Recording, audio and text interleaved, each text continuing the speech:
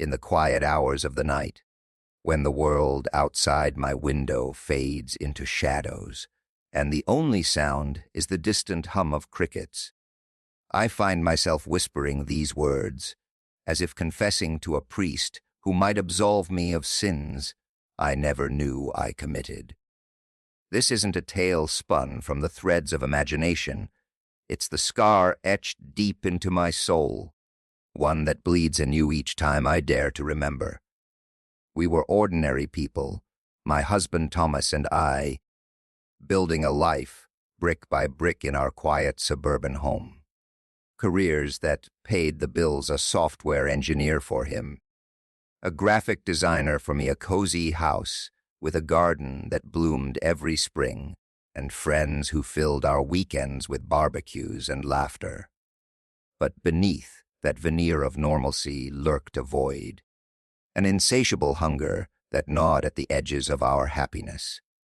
For years, we had begged the universe for a child, pleaded in the sterile glow of fertility clinics, in the dim light of our bedroom, where prayers turned to desperate whispers. We offered everything, our savings drained on treatments, our bodies poked and prodded like lab specimens, our hearts shattered with each negative test. And oh, how the universe listened with a cruel, mocking ear.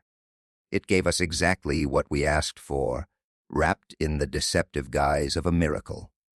But miracles, I've come to learn through bitter tears, come with teeth hidden behind their smiles. They devour you slowly, from the inside out, leaving nothing but hollow regrets. Be careful what you beg, for it might stare back at you with eyes that aren't quite human, eyes that hold secrets older than time itself. I still hear those eyes in my dreams, watching, waiting. This story haunts me because it's true, every twisted detail, and sharing it feels like ripping open old wounds. Yet I must, for perhaps in the telling, I can warn others of the price we pay when desperation blinds us to the shadows.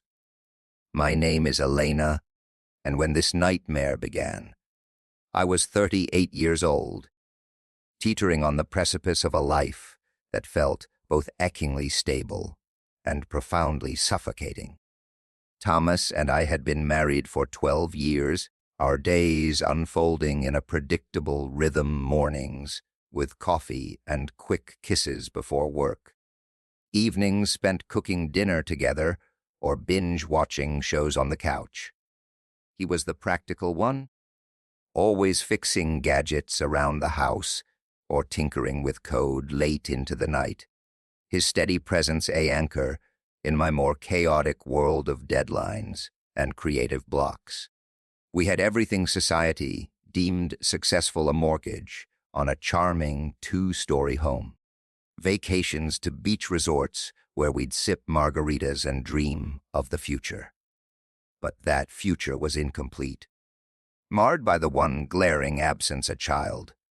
The doctors labeled it unexplained infertility, a term that sounded so clinical, so detached, yet it carved a chasm in my heart.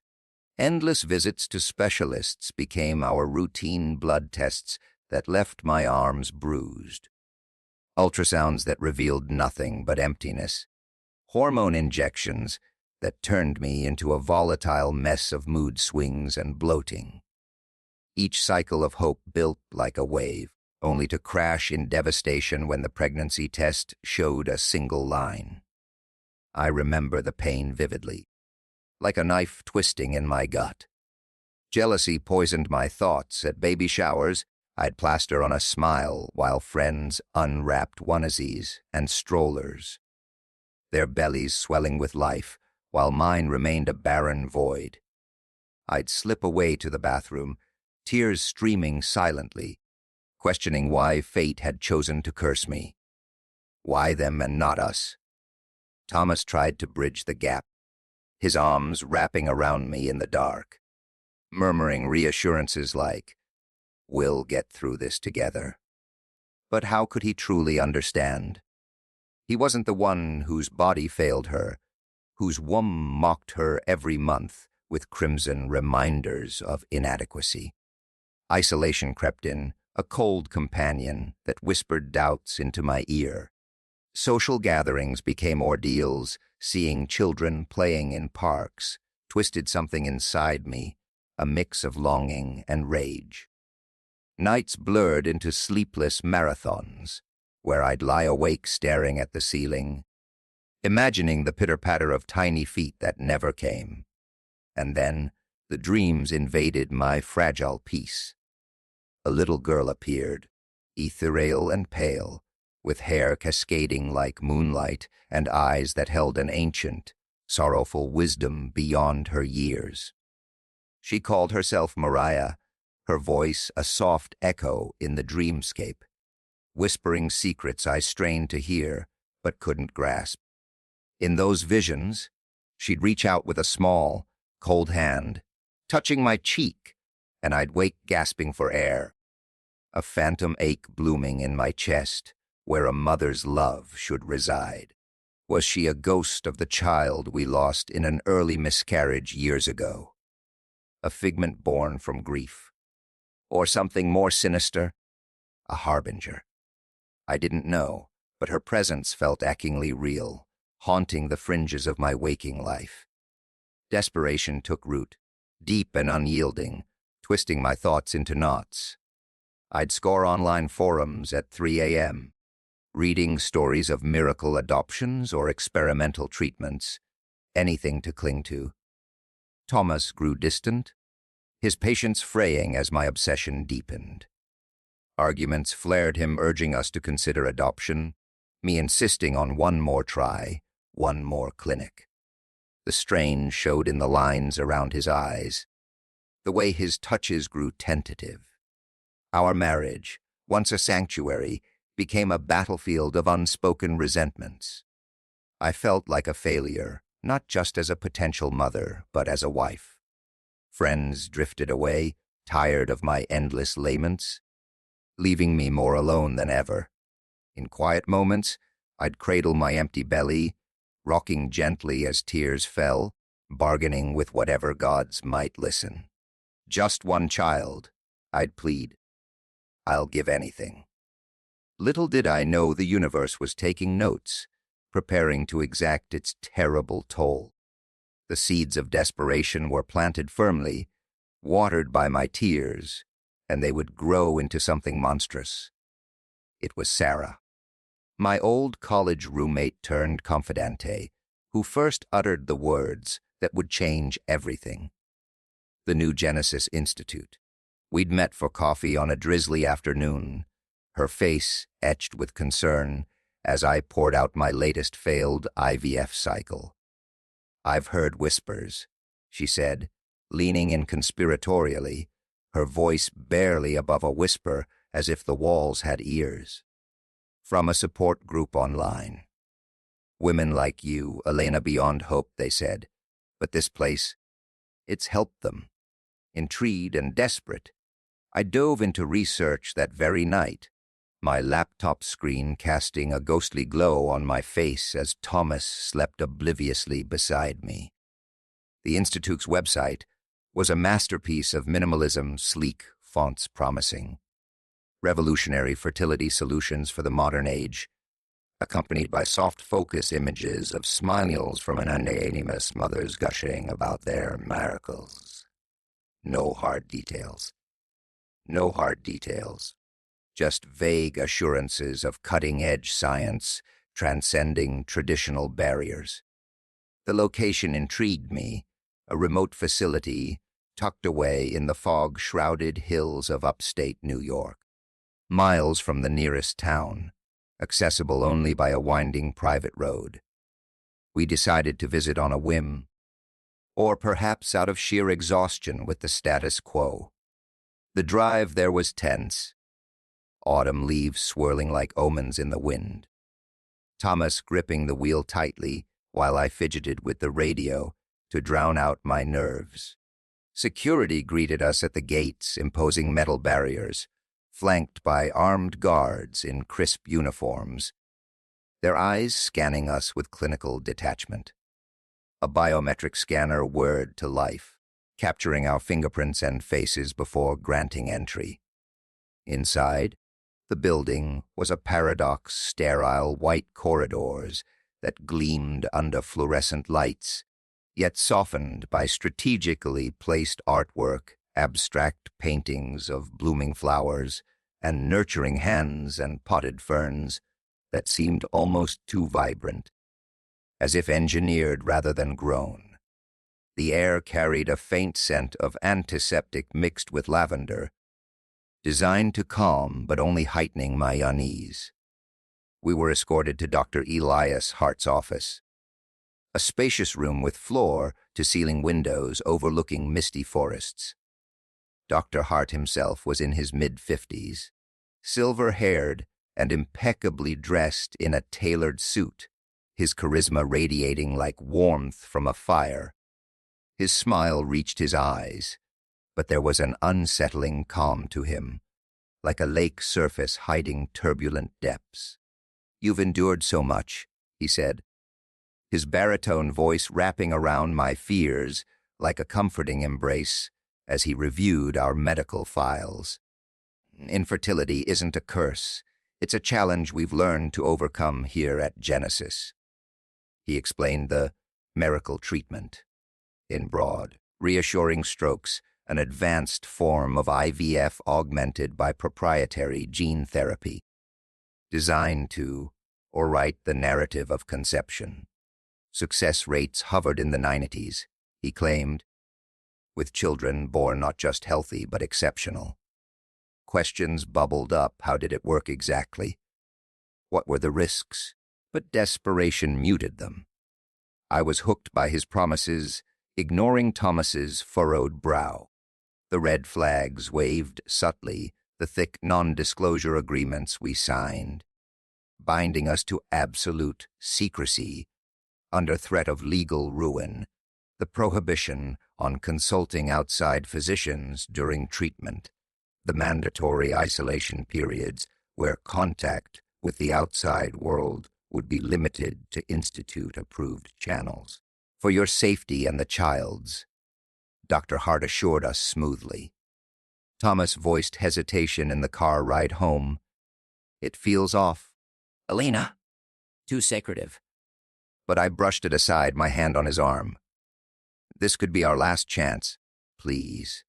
We returned the following week to begin. The procedure was grueling, daily injections that burned like fire in my veins, scans with machines that hummed with unfamiliar frequencies, blood draws that left me dizzy. It felt different from previous clinics, more invasive, as if they were implanting something foreign, something that pulsed with its own life. Days blurred into a haze of hope and discomfort, my body a battleground. Flickers of optimism emerged, subtle changes in my energy, a newfound glow that others noticed. But unease lingered, a whisper in the back of my mind, amplified by dreams of Mariah, her warnings growing clearer. Don't trust them. Yet I pressed on, the seeds of desperation blooming into blind faith. The confirmation call came on a stormy afternoon, rain lashing against the windows like accusations. "Dipper," Hart's voice cut through the thunder. "Elena, congratulations. You're pregnant." Joy erupted from me in a primal scream, tears streaming as I collapsed to the kitchen floor, phone clutched to my chest. Thomas rushed in, his face transforming from worry to elation as I gasped out the news. We embraced, laughing and crying, the weight of years lifting in that singular moment. Disbelief mingled with ecstasy after so much emptiness. Life finally stirred within me, a tiny heartbeat sensing with my own. The early weeks were a euphoric blur. I touched my belly obsessively, whispering lullabies to the child inside, imagining chubby cheeks and first steps. Morning sickness hit hard, but even that felt like a badge of honor, proof of the miracle unfolding. Thomas doted on me, bringing ginger tea and foot rubs, our marriage reigniting with shared excitement. We painted the nursery in soft pastels, assembled a crib with fumbling hands, dreaming of the family we'd become. But as the pregnancy progressed, strangeness infiltrated the joy. Violent cravings assaulted me, not innocuous pickles or ice cream, but an insatiable hunger for raw meat. The coppery scent of blood making my mouth water uncontrollably. I'd sneak to the fridge at midnight, tearing into uncooked steaks with feral urgency, shame washing over me as juices dripped down my chin. Fatigue was crushing, dragging me into bone-deep exhaustion, where I'd sleep for hours, waking disoriented. Ultrasounds at the Institute revealed unnaturally rapid fetal growth, the baby measuring weeks ahead, limbs forming with startling precision. Perfectly normal for our protocol. Dr. Hart dismissed with his trademark calm, but his eyes flicked away too quickly. Nightmares returned with vengeance. Mariah's ghostly figure materializing more vividly, her whispers urgent. "This child isn't yours. It's a thief in the night." I'd bolt upright, sweating, heart racing, but Thomas soothed me back to sleep, chalking it up to hormonal chaos. "We're building our family," he'd murmur, his hand warm on my swelling abdomen. I clung to that mantra, pushing doubts into the recesses of my mind. As months passed, the emotional journey deepened, feeling the first kicks like butterflies, then powerful thumps that left bruises on my skin. Isolation set in. The Institute's rules forbade sharing details with friends, so I withdrew, fabricating excuses for my absences. Joy warred with unease. The baby's movements felt too deliberate, too strong, as if testing boundaries from within. Cravings escalated to bizarre heights once. I found myself licking rust from an old pipe in the garage, craving the metallic tang. Thomas grew concerned, but I waved it off, desperate to preserve the illusion of normalcy. The birth approached amid a whirlwind of preparations, birthing classes at the Institute, where other expectant mothers exchanged knowing glances but spoke little. Labor came early, on a night when lightning cracked the sky like divine fury. In the Institute's private delivery suite, pain ripped through me, more intense than described, as if my body resisted expelling what it harbored. Freyja emerged with a cry that echoed unnaturally, piercing the room like a siren's wail. She was unusually robust for a newborn, her grip on my finger vise-like, her piercing blue eyes locking onto mine with an alertness that chilled me. No newborn haze, she stared with predatory focus, a strange stillness enveloping her tiny form. Nurses bustled, but Dr. Hart's nod of approval felt ominous. In that instant, maternal love surged, overwhelming any disquiet, a tidal wave of protectiveness that blinded me to the oddities. Freyja was ours, our miracle incarnate. I held her close, ignoring the way her skin felt cooler than expected, the way she didn't fuss but observed the world with silent intensity. Freyja's early years unfolded like a tapestry woven with threads of wonder and dread, each milestone a double-edged sword that cut deeper into my sanity. By 3 months, she was crawling with determined speed, her tiny hands propelling her across the floor like a creature on the hunt. At 6 months, she pulled herself up and took her first steps, unsteady yet resolute, her piercing eyes fixed ahead, as if driven by an internal compass. Speech came even earlier, full sentences, by 9 months, her vocabulary expanding at an alarming rate, words like "hungry" and "play," laced with an eerie maturity. The Institute's pediatrician labeled her exceptionally gifted, prescribing regular check-ins but offering no explanations beyond. the therapy's enhancements. Thomas beamed with pride, boasting to the few friends we confided in. But I saw the unnatural edge, the way her development mocked the baby books I'd pored over. Disturbing incidents began to accumulate, chipping away at my fragile denial. One afternoon, she tumbled from her high chair, landing hard on the tile floor with a thud that should have elicited screams. Instead, she laughed a cold, delighted peal that raised the hairs on my arms, her face alight with amusement rather than pain. Again, she demanded, clapping her hands. Another time in the garden, I discovered her methodically dismantling a beetle, her fingers precise as she crushed its exoskeleton, expression blank, devoid of the curiosity or remorse typical of toddlers. No tears, no fascination, just mechanical detachment. She developed a secret habit of consuming raw food. I'd find her in the pantry, gnawing on uncooked hamburger meat pilfered from the fridge, blood smeared across her cherubic cheeks like macabre makeup. "Tasty," she'd say with a grin, her teeth already sharper than they should be. I oscillated wildly between terror and fierce denial, rationalizing each oddity as advanced traits or imaginative play. At institute-mandated playgroups, I encountered other Genesis mothers' women with the same hollow-eyed stare, exchanging furtive glances over sippy cups and toys. We'd force small talk about milestones, but beneath the surface lurked shared fear. One mother whispered of her son, biting playmates hard enough to draw blood. Another confessed nightmares mirroring my own. Dreams of Mariah intensified, her ethereal form appearing nightly now, her warnings crystal clear. "She's not your child. She's mine. Return her." Guilt gnawed at me. How could I harbor such doubts about the daughter I'd carried for 9 months? The one who curled into my lap for stories, her head resting against my chest with deceptive warmth. Yet instincts screamed otherwise. Freyja's games took on an eerie quality.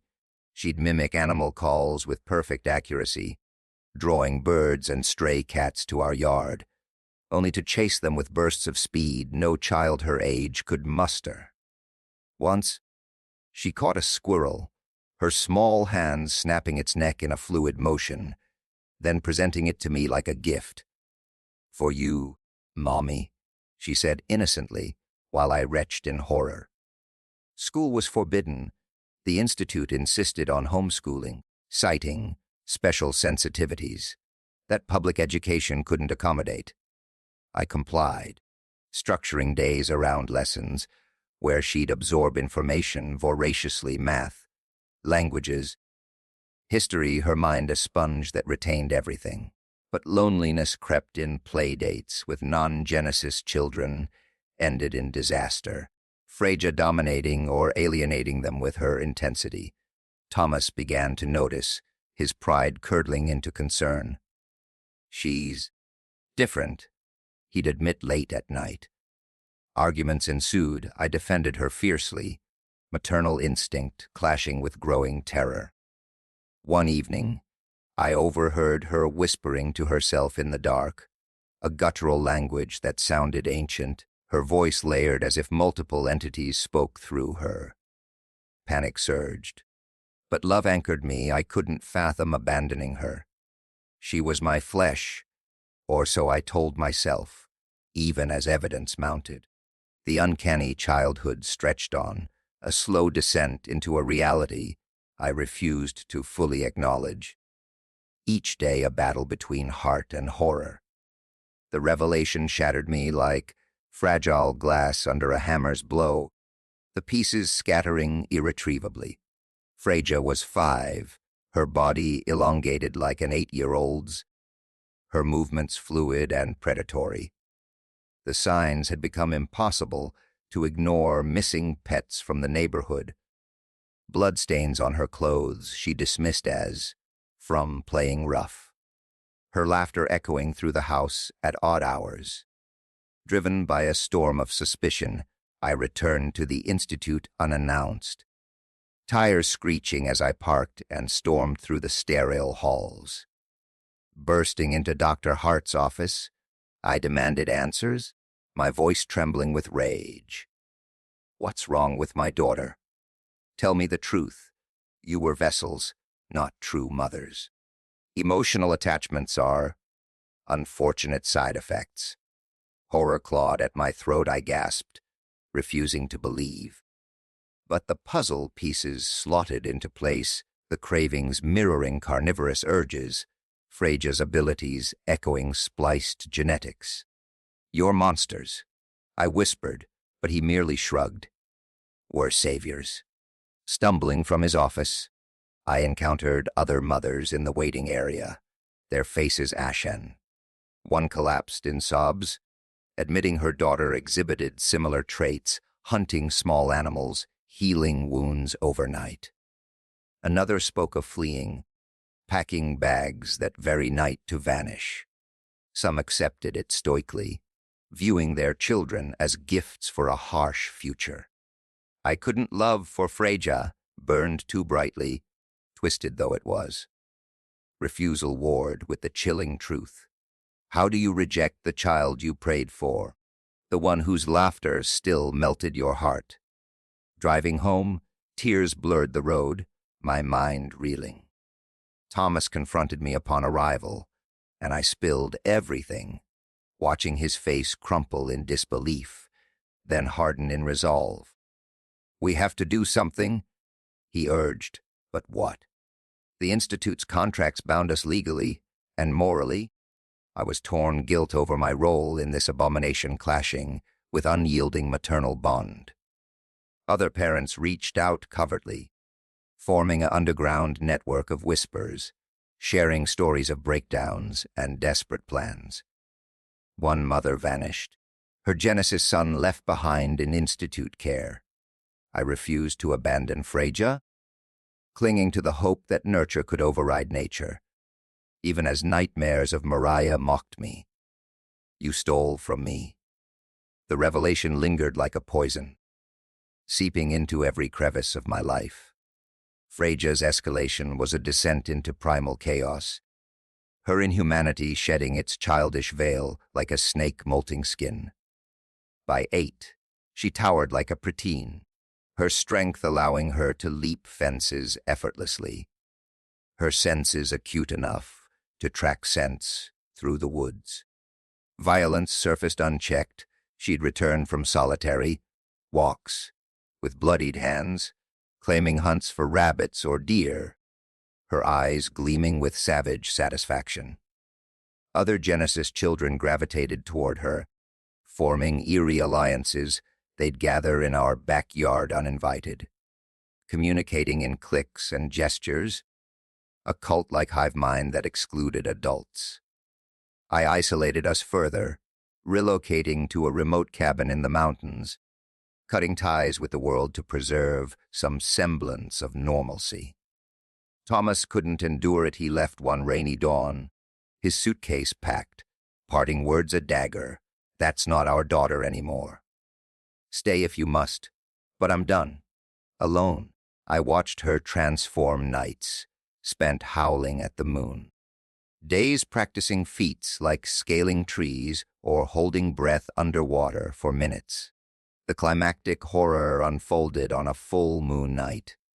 I awoke to rustling in the kitchen, creeping down to find Freyja crouched over a fresh deer carcass she'd dragged inside, her face buried in raw flesh, tearing chunks with teeth elongated into fangs. Blood pooled on the floor, her eyes reflecting feral glow as she lifted her head. "Hungry, Mommy? Join me?" she invited, voice a blend of childlike innocence and ancient hunger. Terror finally pierced my denial. I admitted the truth in that crimson-stained moment. She wasn't mine, not truly. But love, that cruel tether, held fast. I couldn't destroy what I'd helped create. And so, I speak to you now, my voice fractured like shattered porcelain, the burden of this tale pressing upon me like an eternal storm. I lost one daughter to the abyss of unfulfilled dreams, Maria, the spectral echo of what could have been, and another to the frigid grasp of science, an engineered entity that mirrors my features yet harbors a wilderness untamed. Freyja roams free now, stronger with each passing day, part of a new dawn I unwittingly ushered in. Because, truthfully, I still yearn for my daughter to return to me.